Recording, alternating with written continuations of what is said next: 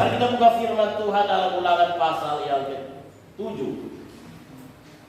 Ulangan pasal yang ke-7. Bapak Ibu sudah perhatikan di Alkitab masing-masing. Gak terlalu susah bukannya saudara, ya. Kita Ulangan Perjanjian Baru atau Perjanjian Lama pasti saudara paham, ya.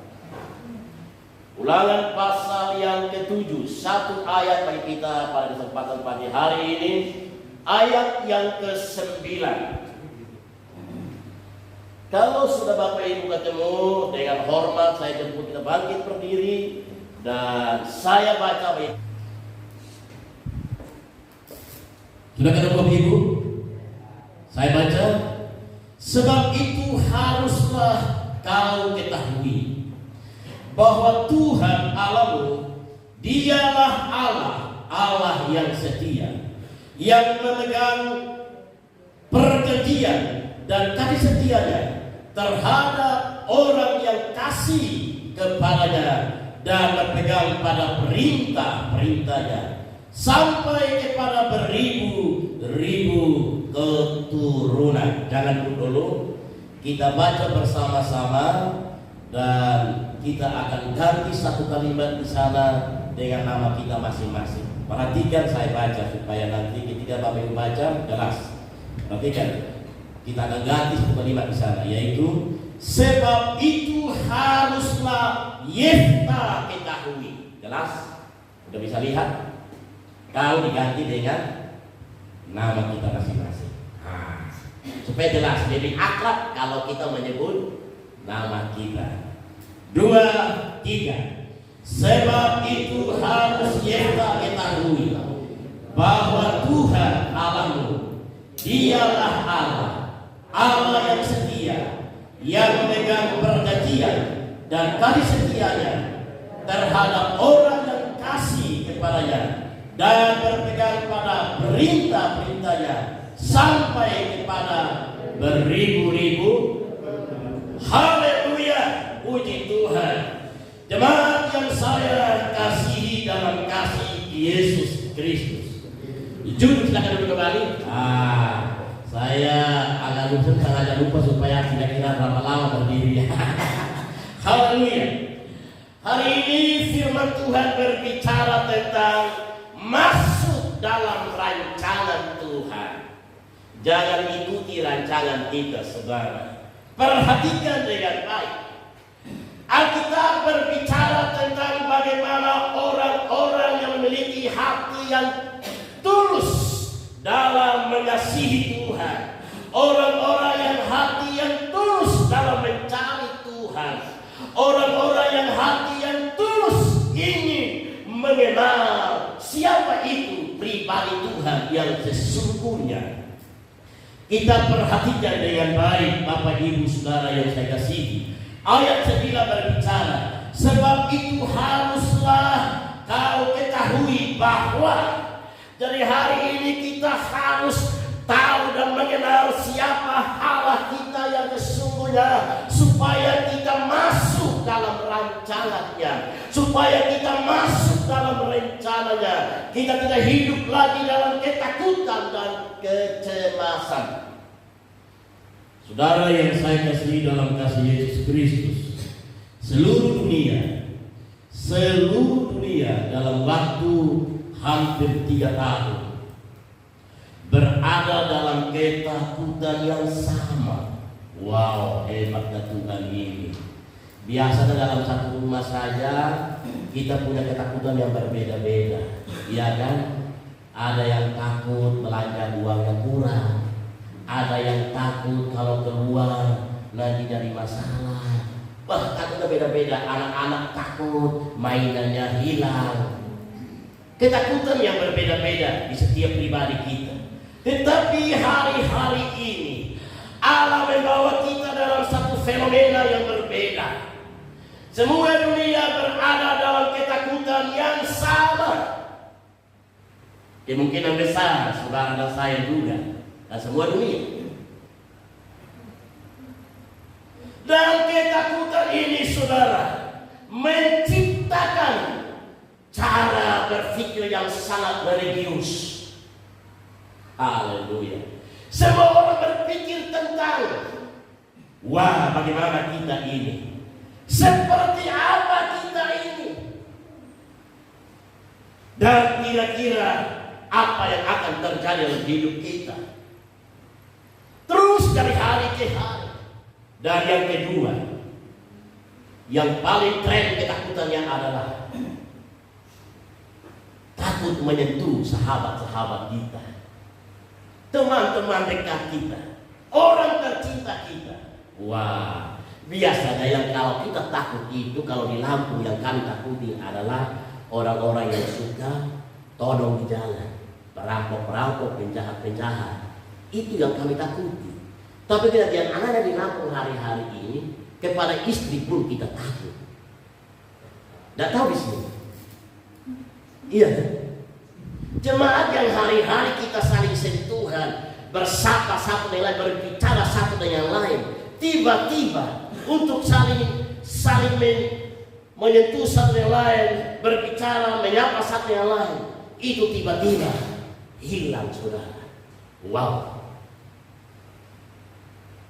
Orang yang sangat kita cintai dan kasihi, biasanya kalau berpulang ke Bapa ke sorga, di sorga, selalu kita tuntun sampai kepada tempat terakhir.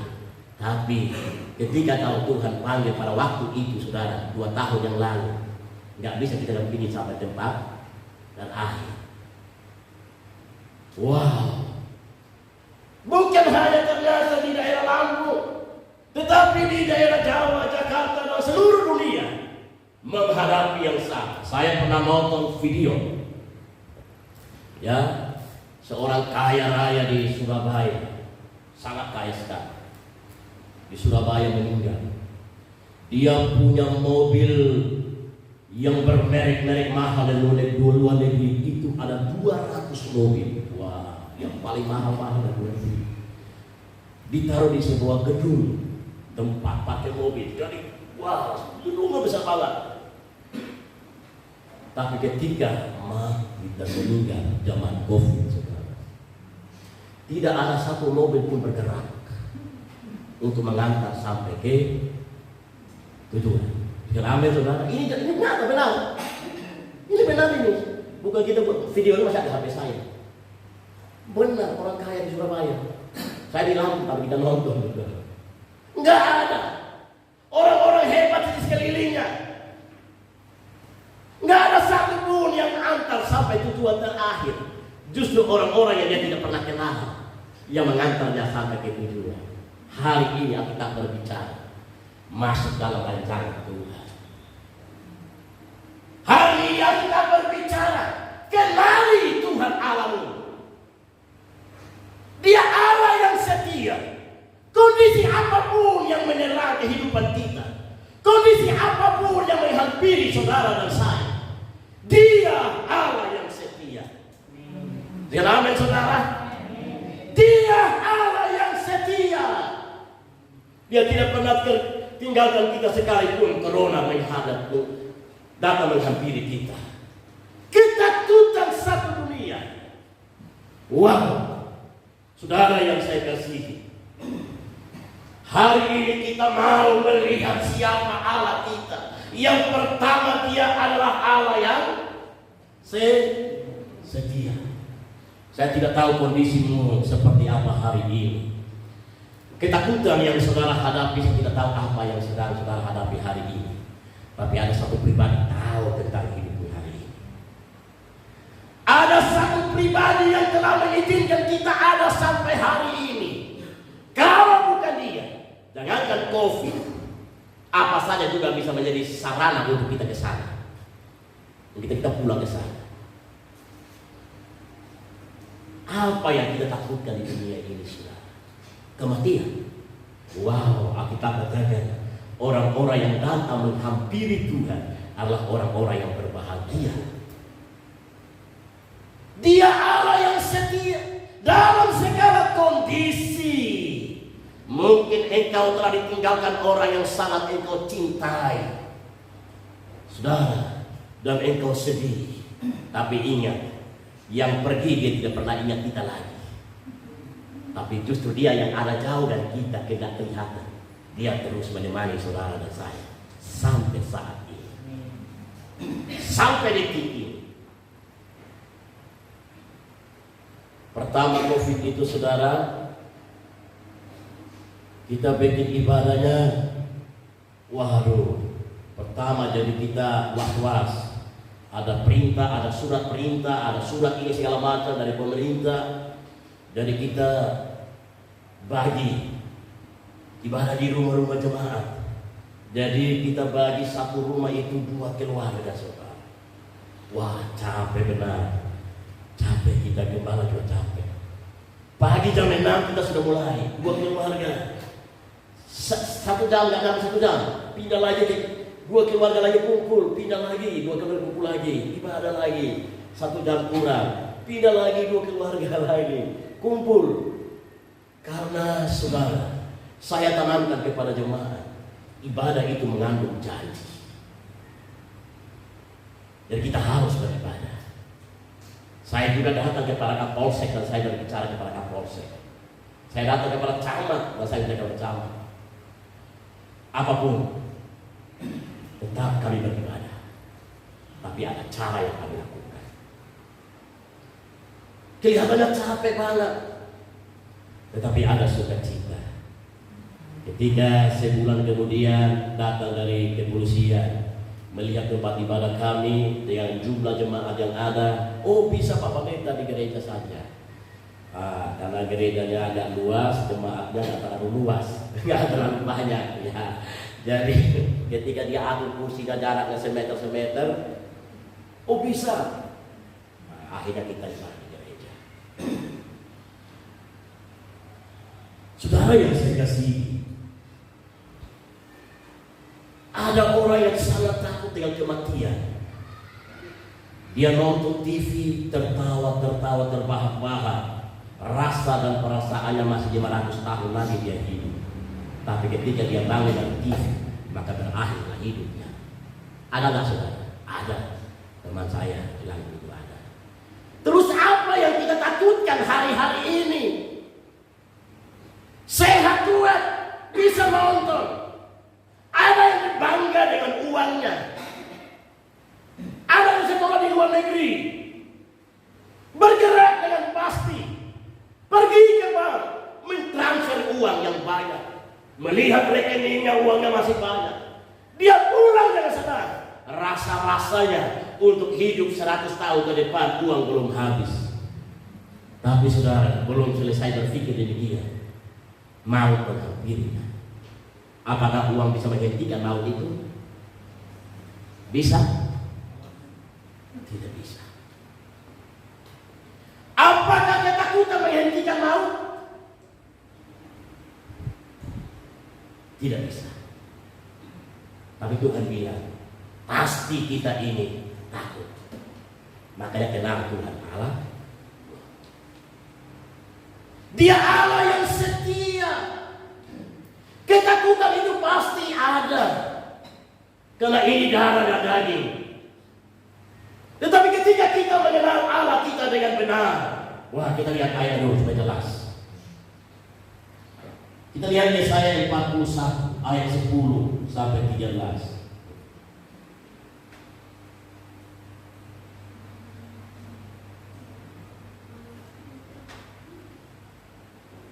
Ya, tolong baca ada. Wah, baik. Apa yang bisa baca?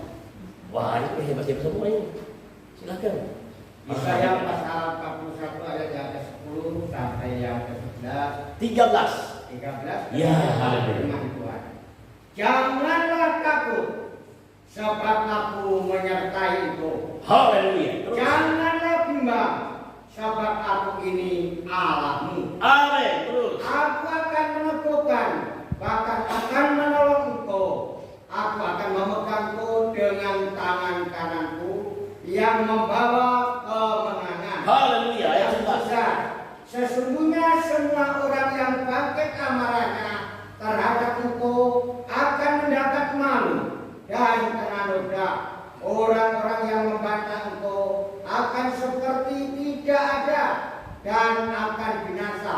Yang ke-12, engkau akan mencari orang-orang yang berkelahi dengan engkau, tetapi tidak akan menemui mereka. Orang-orang yang yang berpegang melawan engkau akan seperti tidak ada. Dan hampa yang ke-13, sebab aku ini Tuhan Allahmu, memegang tangan kananmu dan berkata kepadamu, janganlah takut, akulah Allah yang menolong engkau. Haleluya, Tuhan memberkati luar biasa Bapak ini. Wah, mantap suaranya. Surga aja goyang. Haleluya. Ayat terakhir jelas sekali dikatakan apa saudara? Ayat terakhir tadi, sebab aku ini Tuhan Allahmu, memegang tangan kananmu dan berkata kepadamu apa saudara? Haleluya.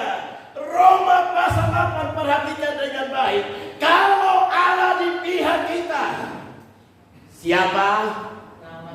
Haleluya. Kalau Allah di pihak kita, mau apa saja, mau jadikan namanya apa saja, Jenderal bintang 1 sampai bintang 8, bintang 7 sekalipun. Ya, kalau di tempat saya sering bintang 7 kita ketemu. Kalau kepala lagi nutut, kita cari Jenderal bintang 7, selesai, beres. Mau di Roma namanya bolak-balik, corona segala macam. Wow, enggak masalah. Manusia punya hak merubah nama, tapi tidak mampu merubah satu nama. Yesus di atas segala-galanya. Nama yang menyelamatkan. Kisah 4 ayat 12. Di bawah kolong langit ini, apa saudara tidak ada? Ini nama yang kita baca tadi. Ini nama yang memberi perlindungan. Ini nama yang memberikan penyertaan. Ini nama yang memberikan kemenangan dalam hidup saudara dan saya. Mari mampukan dan kuatkan iman dan melangkah dengan pasti, hampiri Tuhan Allahmu, karena Dia Allah yang setia. Yang kedua, cepat saudara, sebentar lagi kita selesai. Yang kedua dia katakan, Allah yang memberi jalan keluar dalam hidup.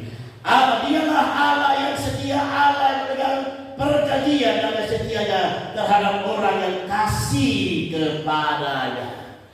Allah yang memberi jalan keluar dalam hidup kita. 1 Korintus, supaya jelas saudara, 1 Korintus pasal yang ke-10 ayat 13. Mungkin ya Bapak Ibu baca, satu lagi yang baca. Suara yang mantap sekali, tapi nggak oleh bersaingan. Kalau suaranya kecil-kecil aja nggak apa-apa. Kalau besar, nggak usah takut. Semua untuk Tuhan. Ya, silakan. Yang mau membaca. Ada perjanjian untuk surga. Silakan, jangan takut membaca. Ini kebenaran. Haleluya. Ya, 1 Korintus pasal 10 ayat 13. Ada kayaknya, belum? Wah, tercepat ini, agak lambat ini yang tukang ketik ini. Ya, 1 Korintus pasal 10 ayat 13.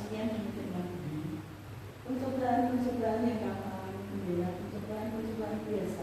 Haleluya, terus. Sebab Allah setia, dan karena itu Dia tidak akan membiarkan kamu dicobai melampaui kekuatanmu. Pada waktu kamu dicobai, Dia akan memberikan kepadamu jalan keluar, sehingga kamu dapat menangani. Haleluya, bisa berikan amin saudara. Haleluya, luar biasa.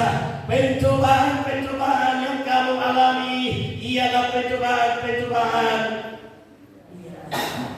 Kalau saudara biasa makan makanan yang begini menjadi gaya hidup, kira-kira saudara senang nggak? Sudah gaya hidup. Kalau kebiasaan kita belanja pagi, senang baju batik, kebiasaan kita tiap pagi nyapa suami, kebiasaan kita biasa pagi-pagi ngopi saudara, maka tidak ada kendala untuk kita ngopi pagi-pagi. Tapi kalau tidak ada biasa, ada kendala nggak? Kebiasaan kita mandi di malam hari, kebiasaan kita mandi di pagi hari, nggak ada kendala ketika kita mandi di tengah malam, di malam hari. Kenapa? Nggak dingin. Bagi kita sudah biasa. Alkitab katakan bahwa masalah-masalah hidup ini bukan baru, tapi sudah menjadi gaya hidup. Pencobaan yang kita